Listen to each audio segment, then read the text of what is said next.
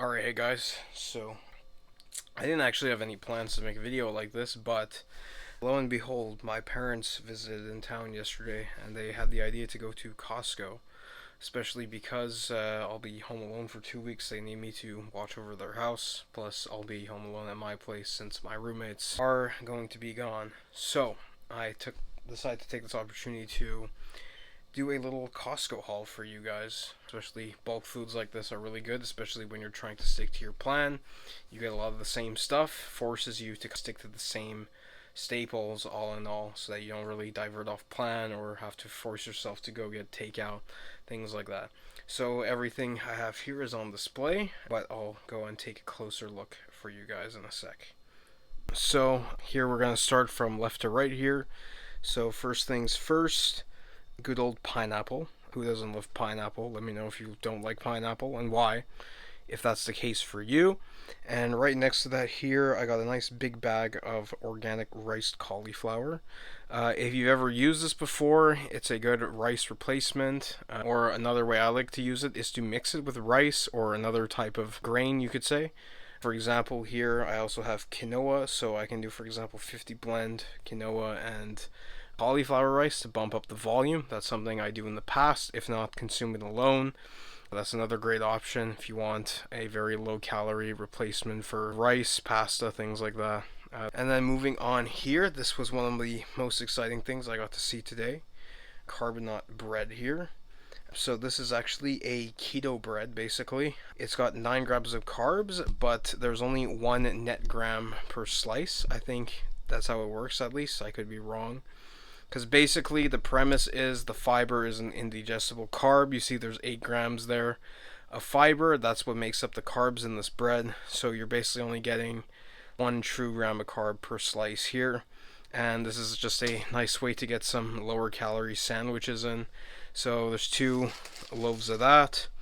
And here's the bread here. Kind of like a standard seeded multigrain bread. Really good all in all. And continuing with bread, we also have these 90 calorie thin tortillas. So this is not some fancy high protein or keto tortilla. Funny enough, you can actually find those at Costco too, and their macros are worse than these tortillas. Like, these legit have more protein, more fiber, and less calories. So this does the job. Really good. They're nicely sized tortillas too. About a medium to large tortilla about, and again only 90 calories each. Fill up with some low calorie ingredients and you got yourself a lower calorie burrito. Or I might even try to make some low calorie pizzas with these. We'll see if that works. I'm a bit worried the thinness will make it hard to make pizza, but you never know. I've had some luck with these in the past. It's not the first time I've tried these, but my only complaint is if they stick together, it's very hard to separate them. Plus, because they're already so thin, you sometimes run the risk of tearing them in the process. So this is not from Costco. This is just because I ordered it from a place called Loofah Farms here in Montreal.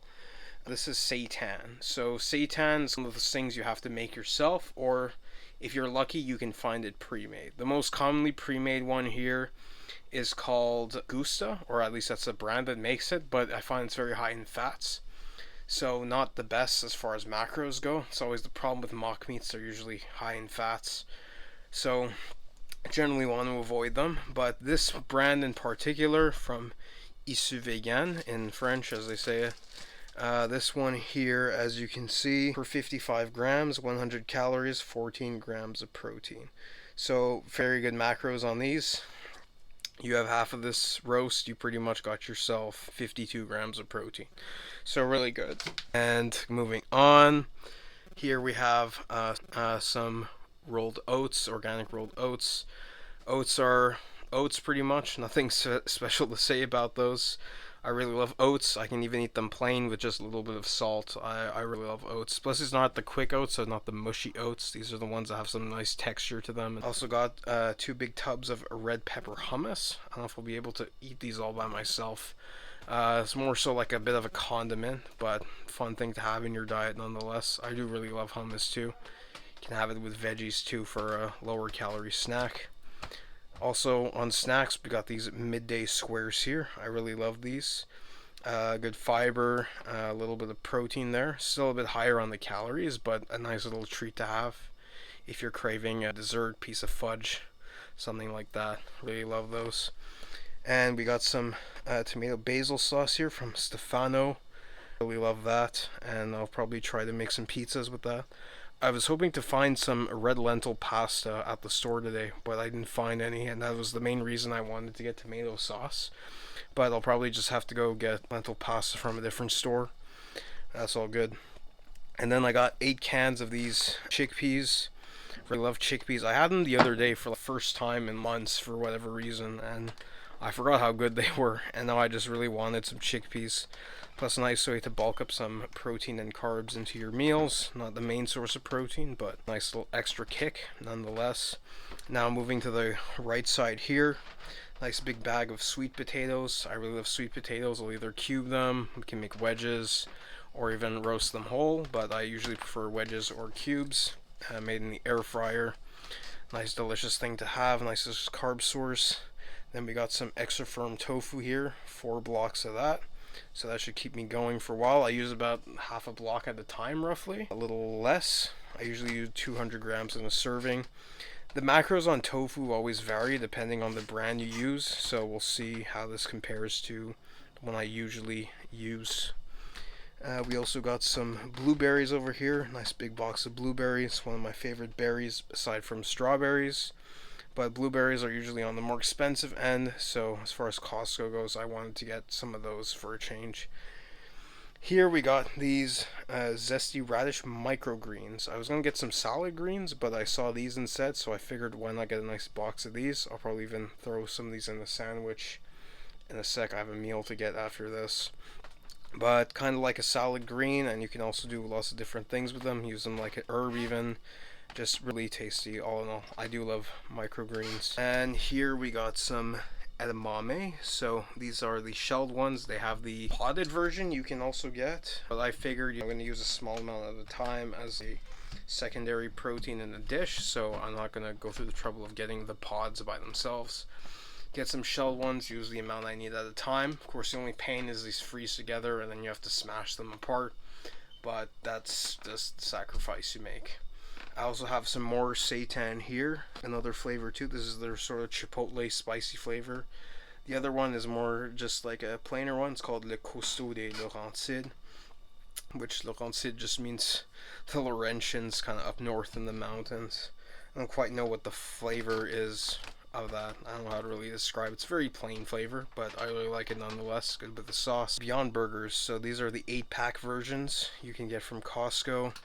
Really love these things. You have to use them sparingly again because of the high fat content, but other than that, got 16 of these right here, so those will keep me going for a good while. Good for some grills or just to have on their own, maybe with these carbonate breads, so I can have some leaner burgers per se. And then finally here, just some cherry tomatoes down that box, mixed varieties. You see there's some green, yellow, orange, red, and there's another heirloom variety. It's kind of brownish. I don't know what they call that one exactly, but that's another really tasty one. And last but not least, we also have these Cliff Bars. I really love the Cliff Bars. 20 grams of protein per bar, decent macros, good thing to have in the pinch if you're traveling or maybe you're going out for the evening. You need something to have as a little extra protein bump later on. These are perfect for the job. So all in all, this is the shopping haul. I don't know the exact amount of all this because my parents bought some other stuff for themselves, but I can roughly estimate this to be about $300 to $350, and that's probably not even true. I'd have to see the bill again, but so don't quote me on the cost of all this. It could be cheaper even, but all in all, this is a lot of food. The fresh stuff obviously I'll have to go through faster, but a lot of this will last a fairly long time, so I'm not worried about that. And hopefully we'll make some nice cool meals on this channel in the next few weeks using these ingredients.